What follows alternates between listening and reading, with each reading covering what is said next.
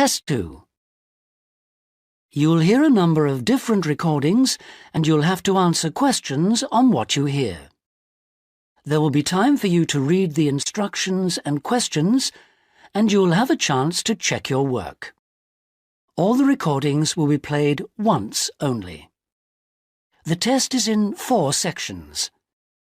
At the end of the test, you'll be given 10 minutes to transfer your answers to an answer sheet.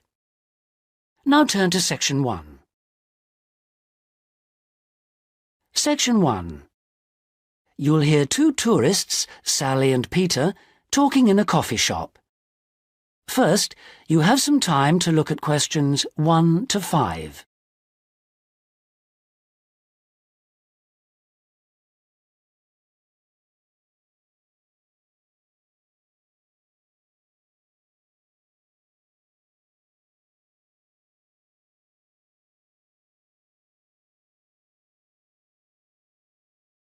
You'll see that there is an example that has been done for you. On this occasion only, the conversation relating to this will be played first. Oh, Peter, there you are. You've been ages. What kept you so long? I'm sorry I'm so late, Sally. Have you been waiting long? Oh, half an hour. But it doesn't matter. I've had a coffee and I've been reading this guidebook for tourists. Sally has been waiting half an hour for Peter, so C has been circled. Now we shall begin. You should answer the questions as you listen, because you will not hear the recording a second time. Listen carefully and answer questions 1 to 5. Oh, Peter, there you are. You've been ages. What kept you so long? I'm sorry I'm so late, Sally. Have you been waiting long? Oh, half an hour. But it doesn't matter. I've had a coffee and I've been reading this guidebook for tourists. Sit down. You look very hot and tired. What would you like to drink? I'd love a really chilled mineral water or something. Will you have another coffee? Yes, I will. The waitress will be back in a moment. Why were you so late? Did something happen? Yes. You know, I went to the bank to cash some traveler's checks. Well, the exchange rate was looking healthy, but when I went to the teller, they told me the computer system was temporarily down, so they couldn't do any transactions. They said the problem would be fixed in a few minutes, so I waited. And then I started talking to another guy in the bank, and I forgot the time. Really? Someone you met in the bank? Does he work there? No, he was a tourist from New York. His name's Henry, and he's been here for a week, but he's moving on to Germany tomorrow. He's an architect, and he's spending 4 weeks traveling around Europe. Just like us? Yeah, just like us. He told me the names of some places where we should eat. Great food and not too expensive, he said. Oh, and he also gave me this map of the bus system. He said he didn't need it anymore. Oh, that's useful. Pity he's moving on tomorrow. Here's the waitress. Let's order. Do you want anything to eat, or shall we just have a drink? Well, I'm hungry, and we've got a lot of sightseeing to do, so let's just have a snack and a drink. Sounds good to me. Before you hear the rest of the conversation, you have some time to look at questions 6 to 10.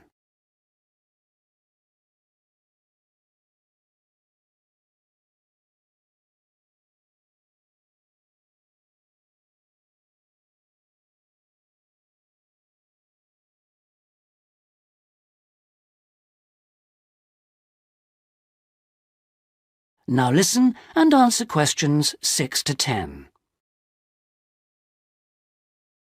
Well, let's decide what we'll see today. I guess the best place to start is the cathedral, and then the castle. What are the opening times for those two? Well, according to this guidebook, the cathedral is only open from 9:30 in the morning until midday. Oh, no, hang on. That's the Cathedral Museum. The cathedral itself is open morning and afternoon. The castle is just open from 1 to 5, so we can't go there until after lunch. I really want to spend some time in the art gallery, because they've got this wonderful painting by Rembrandt that I've always wanted to see. What else should we see? Well, the guidebook says the botanical gardens are worth spending some time in, and they're open all day from 8 to 6, so we can go there any time. I'd like to go to the markets near the river too, but, oh, no, wait, that's only in the mornings too. As well as today and tomorrow, we can see some other places on Monday, you know. But I don't think the markets will be open then. They only open on Thursdays, so we've missed them for this week. Maybe we should go to the cathedral today because it's Sunday tomorrow, and even though it's open every day, it might be more difficult to get in tomorrow because of the church services. That's true. But the art gallery isn't open on Sundays at all, so we'll have to go there today. The castle's open every day except Mondays, so we're okay there. And the gardens, of course, only close at night. Are all these places free, or do we have to pay to go in? What does the guidebook say? I think there's a charge for all of them, except the botanical gardens. Oh, and the markets. Of course you don't pay to go in. Okay. Well, it looks like our plan is this. We'll go to see the painting you like first, the Rembrandt, then have lunch and go on to the castle after that, and then the cathedral. Okay. It says here that the roof of the cathedral is really beautiful. Is that right? What I really want to do at the cathedral is climb the tower. The view is supposed to be spectacular. Okay, well, that'll be more than enough for today. Then tomorrow, let's go to the botanical gardens and have a picnic. I want to sit by the river and watch the swans. This city's famous for them. That is the end of section 1. You now have half a minute to check your answers.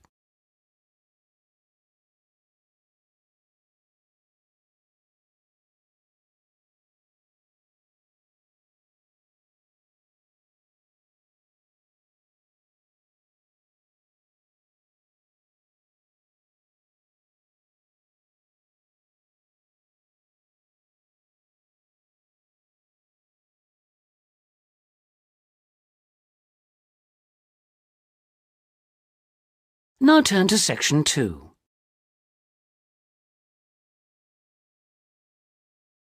Section 2. You'll hear part of a talk given by an international student counsellor speaking to a group of overseas students during their orientation week. First, you have some time to look at questions 11 to 14.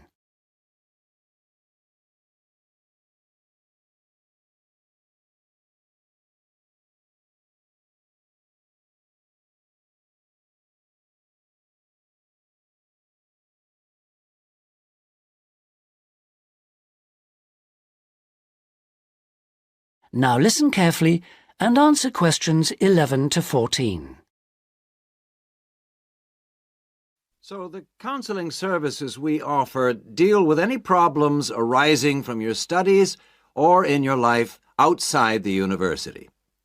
Let's take academic counselling. If you're confused about subjects or how to combine them in your degree, then we can advise you and discuss the career you are aiming for so that you can see it all in context. We can also chase up your tutor if you're not getting proper feedback on how you are getting on in your subject. Besides help with academic problems, you may also need personal counseling. If you think you're already under stress, well, just wait till classes begin next week. You'll have to start adjusting to teaching and learning methods that may be unfamiliar to you, as well as the mounting pressure as the deadline for that first assignment creeps up on you. And, of course, you have to cope with all this without your usual social network. You know, the social contacts, family and friends you could normally rely on for help. All of this causes anxiety. Studying overseas can trigger a personal crisis. You may have left a lot of what you might call unfinished business back in your own country. Or you may have interrupted personal relationships or even sometimes have broken them off to come overseas. And so the student often feels lonely, unhappy, unmotivated, and unable to concentrate on studying. Or there may be other things bothering you. Our resident chaplain can offer you spiritual guidance if that's what you want, or we can put you in touch with community groups that can provide you with social contacts and friendship. Before you hear the rest of the talk, you have some time to look at questions 15 to 20.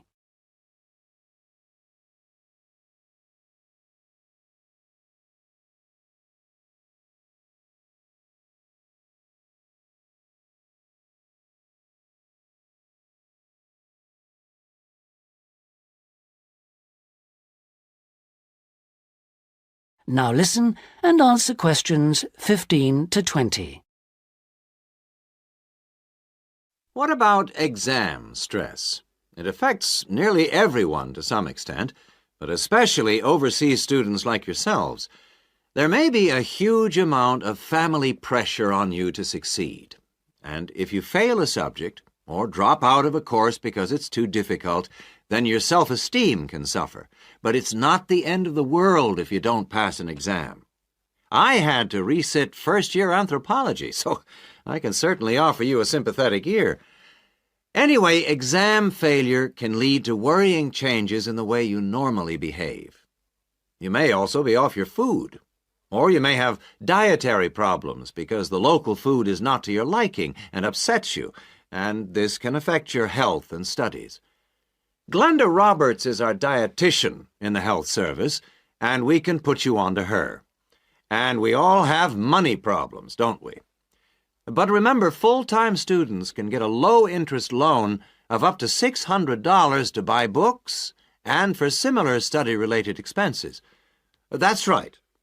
And you can get double that amount if you can't afford an item of equipment you need for your course, a musical instrument, for example. And it doesn't stop there.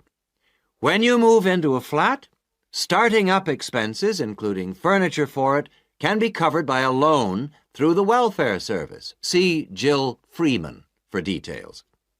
Can we help you? Well, last academic year, in spite of staff cuts, we counseled 240 international students for a total of 2,600 hours counseling. And finally, we won all but just one of the 12 appeals that we launched on behalf of students. Not too bad for an understaffed service, don't you think? That's all from me. Thank you. That is the end of Section 2.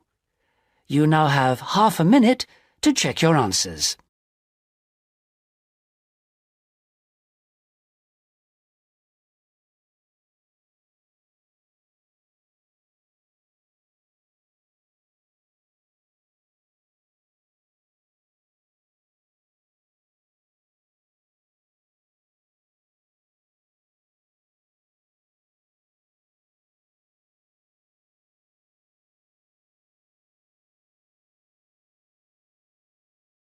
Now turn to Section 3.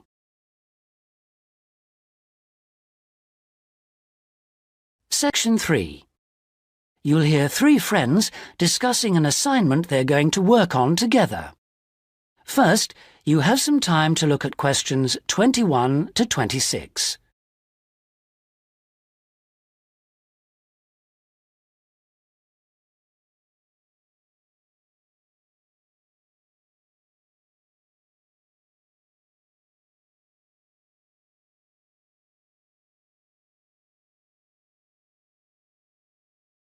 Now listen carefully and answer questions 21 to 26. Oh, there you are, good. Sorry I'm a bit late. There was a long queue. So, have you worked out how to deal with this assignment then? Not yet.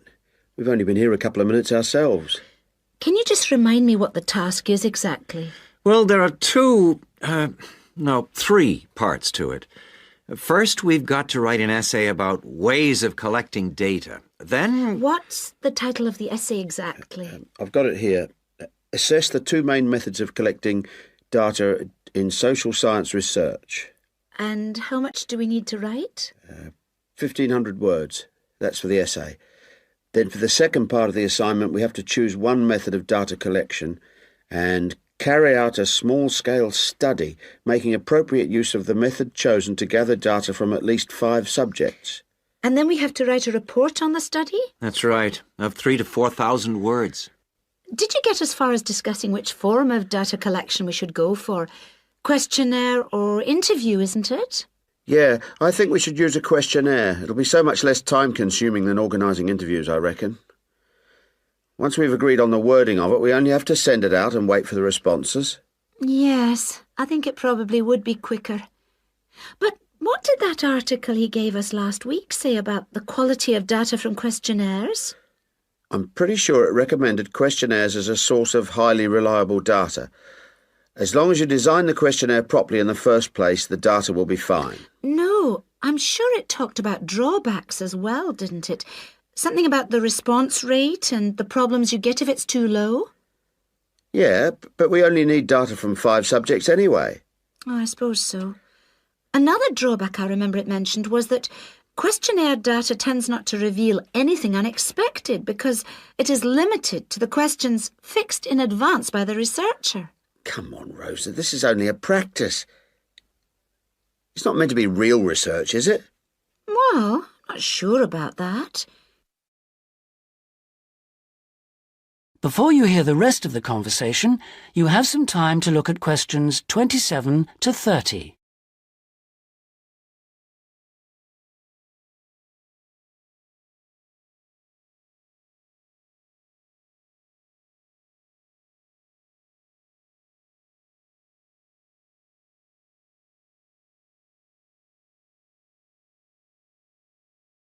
Now listen and answer questions 27 to 30. Maybe I'd better go through the article again, just to be sure. Can you remember what it was called? Sample Surveys in Social Science Research, I think. By Mehta. MEHTA? Yeah. And he also recommended a more recent book called Survey Research by Bell, I think. It's in that series published by London University. And if we try to use interviews instead, I saw a book in the departmental library that'll be helpful. It's called Interviews That Work by Wilson, published in Oxford in 1988. Right. Oh, I've got a tutorial now. Can we meet up again later this week? What about Friday morning? Suits me. 11 o'clock? Fine. Before Friday, I think we should all look through the reading list. That is the end of section 3. You now have half a minute to check your answers.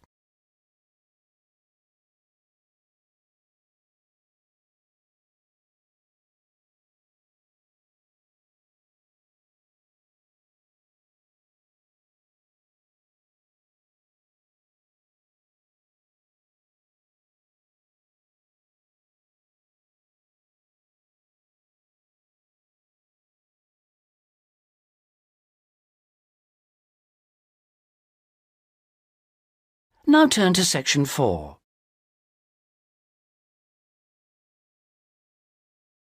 Section 4. You'll hear the beginning of one lecture in a series of lectures about crime.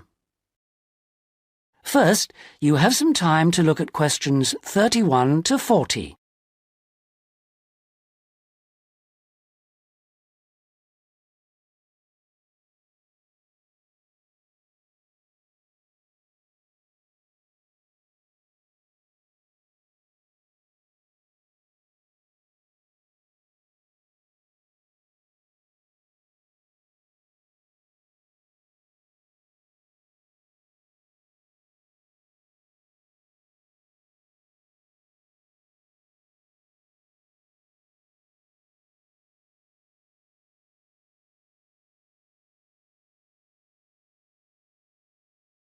Now listen and answer questions 31 to 40. So far in these lectures, we've been looking at crimes like robbery and murder, both from a historical viewpoint and also in contemporary society. And we've seen that the preoccupation in Western society with crime and with lawlessness is part of a long and continuous tradition, rather than something which is new and unique to modern society. But over the past 70 years or so, there has been a massive increase in one type of crime, which is what's known as corporate crime. Corporate crime is crime which, as the name suggests, is connected with companies, with business organizations. It includes illegal acts of either individuals or a group within the company. But what is important is that these acts are normally in accordance with the goals of the company. They're for the good of the company rather than the individual. It's been defined as, quote, crime which is committed for the corporate organization, the company, not against it. unquote. So crimes like theft by employees, things like embezzlement or fraud against one's actual employer are excluded according to this definition. The employees may be involved, but they're acting in the first place for the company. They may not even realize they're committing a crime, or they may realize, but they feel it's excusable because it's policy, or because otherwise they may lose their jobs.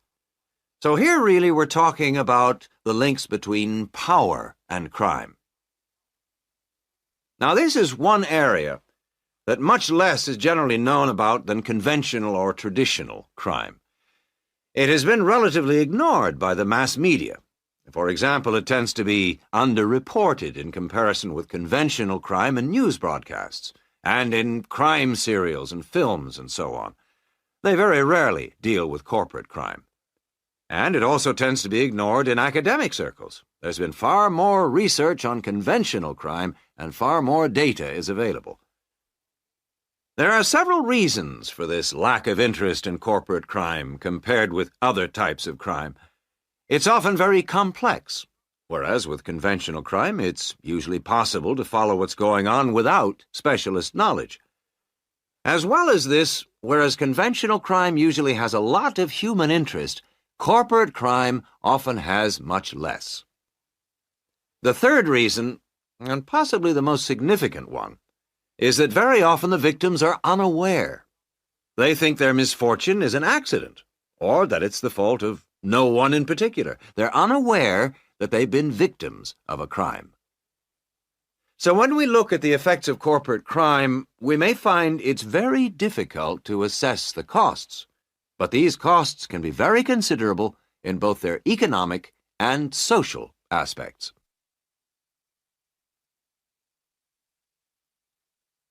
Let's look at the economic costs first. For example, if a company is producing fruit juice, and it dilutes its product so that it's just a little below the concentration it should be, many millions of people may be paying a small amount extra for their carton of orange juice.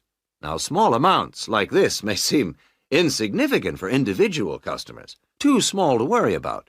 But for the company, this deception might result in massive illegal profit. However, all studies of corporate crime agree that the individuals are in fact deprived of far more money by such crime than they are by conventional crime like robbery and theft. In addition to this, we have to consider the social costs of corporate crime, and these are again very difficult to assess, but they are considerable. They're important because they can undermine the faith of the public in the business world, and also, more importantly, because the main group of people they affect are in fact not the richer sections of society, but the poorer. So here, companies are robbing the poor to benefit the rich. There are two more points to do with corporate crime that I'd like to illustrate with reference to a specific event which occurred several years ago. This was an explosion of a large oil tanker, which caused the loss of more than 50 lives of the crew. It was an explosion which never should have happened, and a subsequent inquiry laid the blame not on anyone who had actually been on the tanker at the time, but on the owners of the tanker. They had deliberately decided not to carry out necessary repair work on the tanker as it was due to be sold, and it was this lack of repair work which was directly responsible for the explosion. Now, this illustrates 2 points to do with corporate crime. First of all, that it does not have to be intentional. The owners of the tanker certainly did not intend it to explode. But very serious consequences can result from people or organizations not considering the possible results of their actions seriously enough. The main crime here was indifference to the human results, rather than actual intention to harm anyone, but that didn't make the results any less tragic. And this leads me to my second point, that corporate crime can have very severe consequences. It's not just a matter of companies making bigger profits than they should do, but of events which may affect the lives of innocent people. And yet very often, companies, because they say they didn't intend to harm anyone, can avoid taking responsibility for the results of their actions, and that has been a very dangerous loophole in the law. Now, a further example of corporate crime was that... That is the end of section 4. You now have half a minute to check your answers.